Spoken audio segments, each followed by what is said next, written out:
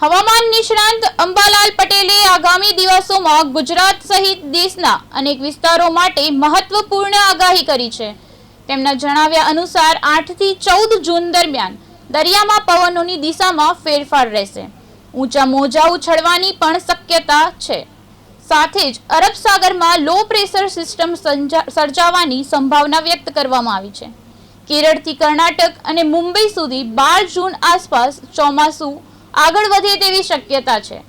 જ્યારે 14 થી 16 જૂન દરમિયાન ગુજરાતના દરિયાકાંઠા વિસ્તારો, સૌરાષ્ટ્ર અને દક્ષિણ ગુજરાતમાં વરસાદી માહોલ જામવાની શક્યતા છે। 18 થી 20 જૂન દરમિયાન ચોમાસું વધુ સક્રિય બની શકે છે।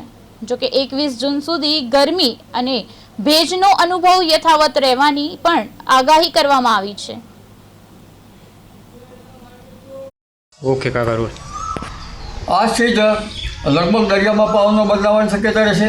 અરબ સાગરમાં લો પ્રેશર બનવાની શક્યતા રહેશે અને દરિયામાં ઊંચા મોજા ઉછળવાની શક્યતા રહેશે। દરિયામાં કરંટ જોવા મળશે। લગભગ તારીખ 10, 11, 12માં મુંબઈ સુધીમાં ચોમાસું પહોંચવાની શક્યતા રહેશે અને લગભગ તારીખ 14 સુધીમાં દક્ષિણ ગુજરાતના ભાગોમાં વરસાદ થવાની શક્યતા રહેશે। જો કે છૂટાછવાયા ભાગોમાં પવનની ગતિ સાથે અત્યારથી જ વરસાદ થવાની શક્યતા રહે, પરંતુ તે પ્રી મોન્સૂનની એક્ટિવિટી ગણી શકાય।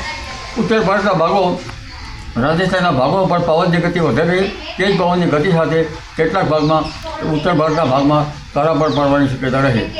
પરંતુ લગભગ વૃશ્ચિક નક્ષત્રમાં તારીખ 8મી જૂનથી પવનની ગતિ સાથે સાથે 15મી જૂને પવન પણ વધે, એટલે ભારે પવનની ગતિ, સૂસવાટાવાળા પવનોના કારણે દરિયામાં ઊંચા મોજા ઉછળે અને શરૂઆતનો વરસાદ પણ પવનની ગતિ સાથે થવાની શક્યતા રહે। 16મી જૂનથી લગભગ વરસાદની શક્યતા થોડી વધતી જાય અને તારીખ 20મી જૂન સુધીમાં અણધારો વરસાદ કેટલાક ભાગમાં થવાની શક્યતા રહે, પરંતુ ઉત્તર ભારતમાં લગભગ વેસ્ટર્ન ડિસ્ટર્બન્સ પણ આવવાની શક્યતા રહે। એટલે મજબૂત વેસ્ટર્ન ડિસ્ટર્બન્સના કારણે ઉત્તર ભારતમાં વરસાદ, ઉત્તર પૂર્વીય ભાગોમાં વરસાદ, બંગાળ ઉપસાગરમાં તારીખ 16 બાદ લો પ્રેશર બનવાની શક્યતા રહે અને અરબ સાગરમાં બીજો એક લો પ્રેશર 22 જૂન બાદ બનવાની શક્યતા રહે। બંગાળ ઉપસાગરમાં બે લો પ્રેશર બનવાની શક્યતાના લીધે ત્યાંના ભેજ અને અરબ સાગરના ભેજના કારણે ગુજરાતમાં સારો વરસાદ થવાની શક્યતા રહે। જો કે વરસાદ ઘણી વખત ભિન્ન ભાગોમાં પડવાની શક્યતા રહે। પાકિસ્તાનથી ગંગાનગર, અલ્હાબાદ થઈને બંગાળના પશ્ચિમ બંગાળ સુધી એક રેખા બને, જે પ્રભાવી રેખા પર સારું ચોમાસું ગણી શકાય।